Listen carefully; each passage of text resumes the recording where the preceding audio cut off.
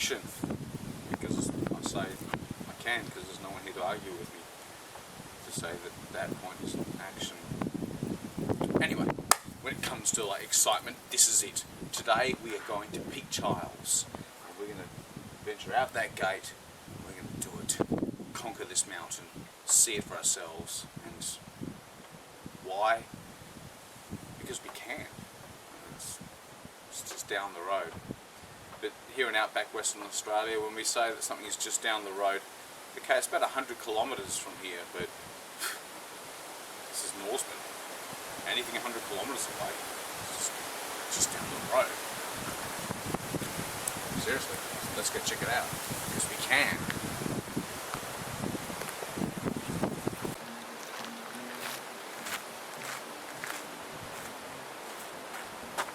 All hail the cameraman who actually turns up to work. But we haven't hired one, so we can't really blame him for not turning up to work, so it's down to us. Again, Aaron's Adventures, take 1. Well, for this section anyway, I think the last section was like 1,000 takes. But this is the sort of track that we're taking off the main highway. I didn't take any footage off the tarmac to here because I had a big prime mover, it was like right up my backside, so I kind of let it go. But we've got some clouds turning up, which is great actually. This could make for a better sunset, I'm hoping, that maybe we get some good sunset shots tonight from the top of Peak Charles. But it did warn that the track was it is a track only and not an actual road. There is a lot of potholes. If you watched any of my other adventures, you would have noticed my trailer that I have has some pretty heavy duty shock spring systems on it. That came about because of this road. A long time ago when I first got the trailer, I took the trailer down this road in a different vehicle, and there are potholes, and as you can see, you got shadows of the trees and versus the light. This is pretty much a classic example of the conditions of the day actually. But as I was driving down the road, I was probably doing barely like 50 kilometers an hour, and there's a pothole that just happened to be sitting in the shadow of one of these trees. And by the time I saw it, it was too late. You couldn't swing it. My car went through it just fine, but the pothole just sent my trailer. Well, in the rear vision mirror, I saw my whole trailer like flat up in the air, and it came down with a smack, and it just wiped out the entire bottom axle, and the springs just, yeah, they ended up in the, yeah, forget it. Yeah, it was over. So many months later, I managed to poorly tow the thing on a car carrier, put a trailer on a car carrier with a forklift, got it back and re-welded some decent springs onto it. It was because of this road that I had to do that, which I'm kind of glad it happened, because it's not that bad a road. So if that trailer didn't make it with the springs that it had on this road, it was sure as heck it wasn't going to make it out in the Nullarbor. So dems the brakes. But yeah, on to Peak Charles, just down this way. The sign said 50 kilometres to Peak Charles, so 30 minutes at 100 kilometres an hour, but we're not going to go that far, so. But you won't notice the time lapse. Instant. I was kind of hoping someone would come by during this time. Just a heads up, the corrugations have got a little bit intense and just vibrating the jeepers out of the car. You can see it's like. Yeah, so if you've got eggs on board, you might want to have your eggs in the right place. I usually find on the floor tucked underneath the driver's seats to go. But yeah, the corrugations, it's only just time to time, just take it easy. So if you've got an off-road, you're taking a camper van or a trailer, caravan, you can do it, just go real slow, but allow for the extra time. Because the potholes, they come up sudden.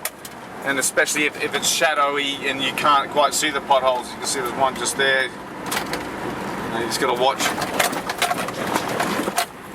Yeah, it's gets a little bit rough, just only now and then, but you just got to watch your pace. Just a bit of an update. It's not a bad road, but they're not rolling out the red carpet for you to come and see Peak Charles, if that makes sense. I've turned off Tupa Skinny because the corrugations were that bad. It was making the disc skip, which is really sad. Oh my god. This life without tube of skinny is just almost unbearable, but we'll just have to wait till it gets smooth again. Anyway, stay tuned for the turn off.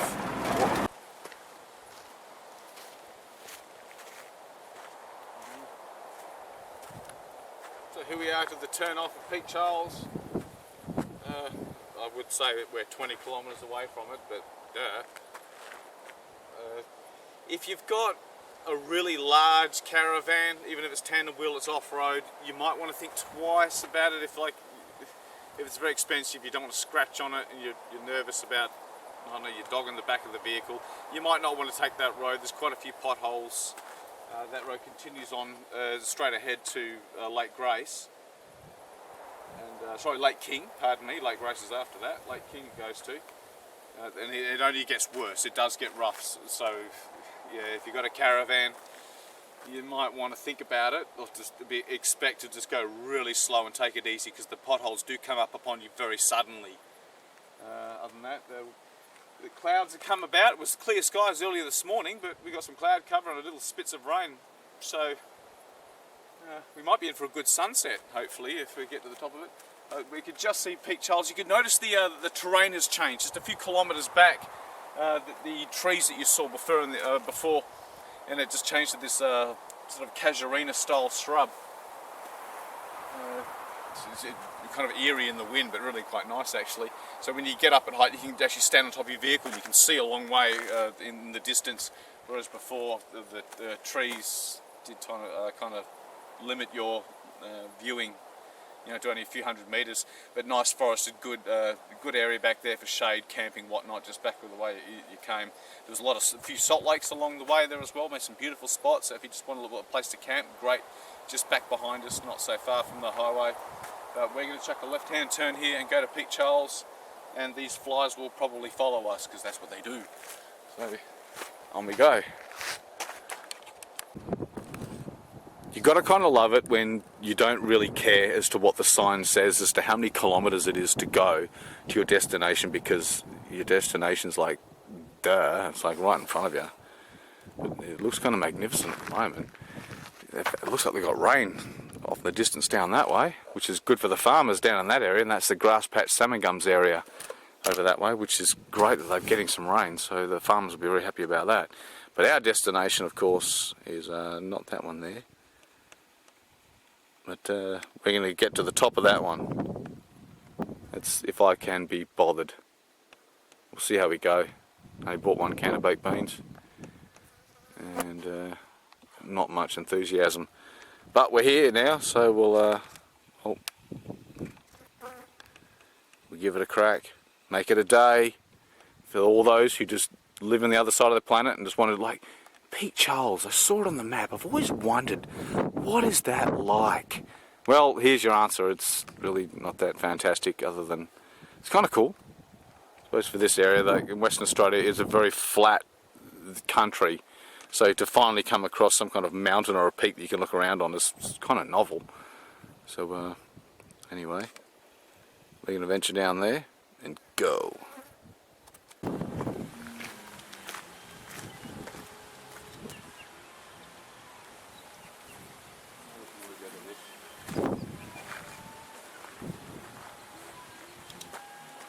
Do you like my $6 sunglasses? Almost like Tom Cruise, don't I? I never get good sunglasses because I just lose the damn things all the time. Not that I really need it for a day like today suddenly. It was like clear sky earlier this morning, and look what's happened. We've got these clouds are coming in really good, which is great, because the rock, when it's wet, looks fantastic. Like, climbing it can be a little bit dangerous because it's slippery and everything. But it's funny how when you get closer to it, it doesn't look as big as what it did when we were further back on the highway. But that's where we're going, is up the top there. So far, some feedback.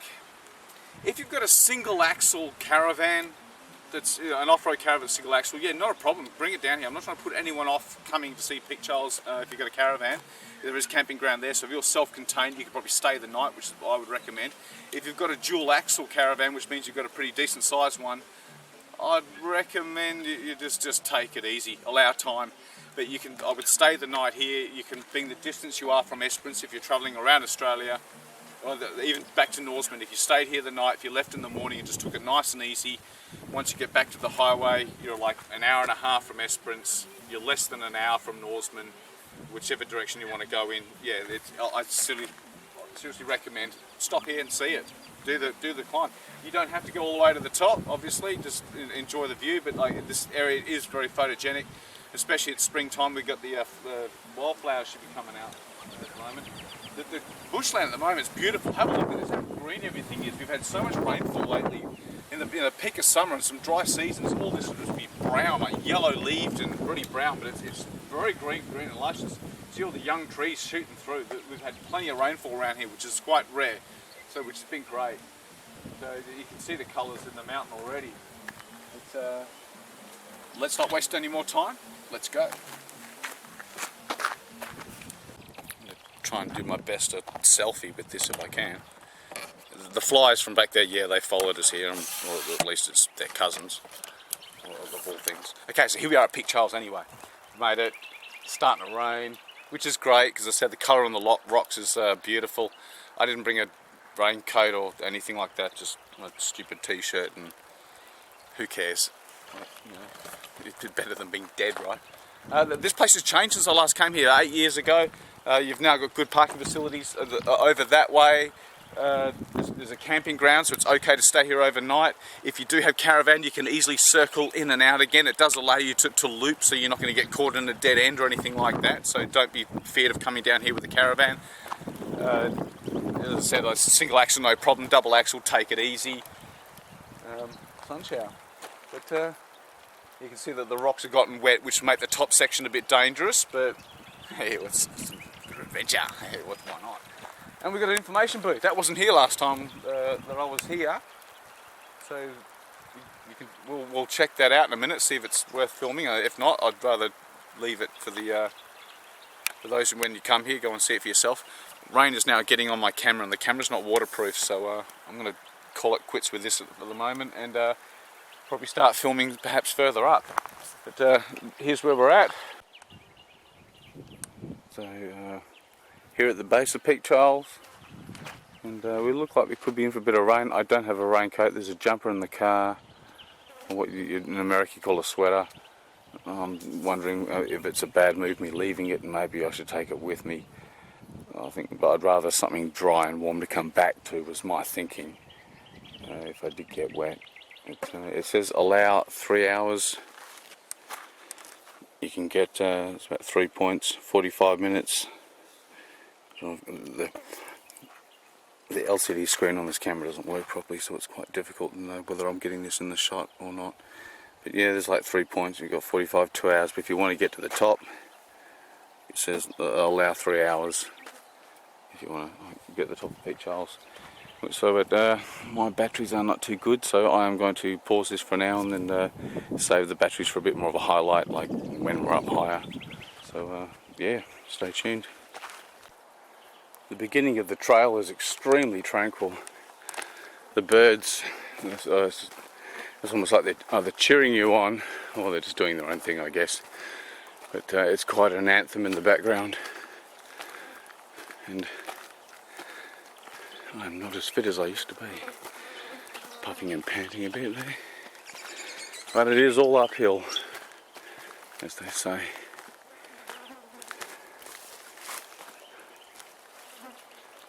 Alright, bit of an update here. I thought I'd mention this part, even though the batteries are running low and I'm saving it for the summit. A lot of people might find that they're going to get to that point just down there and they're going to stop. I think there's a big piece of timber just in the, anyway, as far as you get, the view's fantastic even from there. This next bit is rather tricky. I found it a little tricky on this side myself. Well, it's not too bad, but if you're not fit and able and ready to clamber, to come up this groove, going down I think might be a heck of a lot easier than climbing up actually, because you're just sort of going up blind. But yeah, you want to be fit and able in order to get to the summit, unfortunately, because of this bit here. As you can see that there's stake just down there and this bit, and then to get the angle right. I'm not sure where we go from here. I think we clamber up that way. figure it out. But it's just the summit's just at the top. I really don't think you're missing out too much if you can't make it up this bit. If you know, like body-wise, you're not able to. Don't stress. I think the view from here, as you can see, is spectacular. So it's almost different from down there. It's a good climb. So I left at, I think the vehicle's down there at 5 minutes to 3. It's now 14 minutes to 4.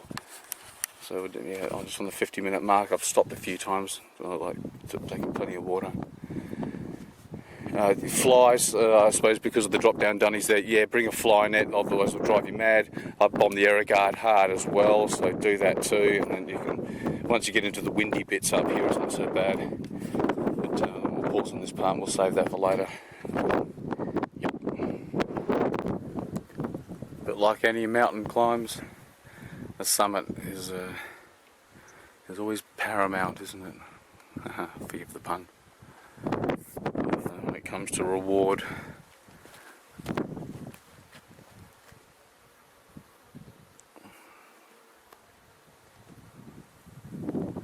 So there's your top of Peak Charles. That's south that way. There's a lightning strike in the distance. I can't hear the thunder from it, but you can see the lightning bolt. So that'll be where Esperance is. Just to clarify that one. And you can see at the beginning of the wheat fields. This is all like National Park, bushland there, but off in the distance you can see it changes to yellow. You've got your ready for harvesting, I guess. And then all your fields of salmon gums is that direction, and then downwards to grass patch, which is off in the distance that way. Mount Eleanor. It's named after a lady named Eleanor.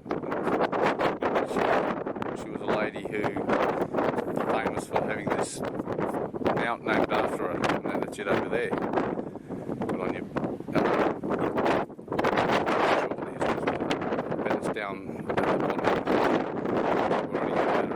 But yeah, long story short, there's no flies up here because it's too windy. There's some beautiful wren birds as well around here. But they're well worth the climb. It took me exactly 60 minutes to walk it. And that last bit is tricky. That bit just over the ledge there is that to get up that groove, that is a bit of an annoying part. That one to scramble up in that is because it's at a bit of a funny angle.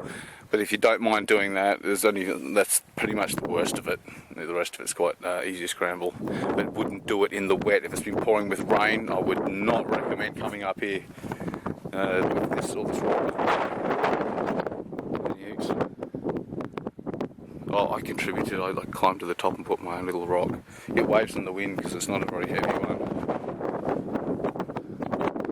That's my contribution, thanks.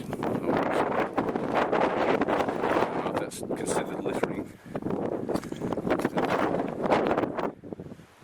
There you go. As looking west,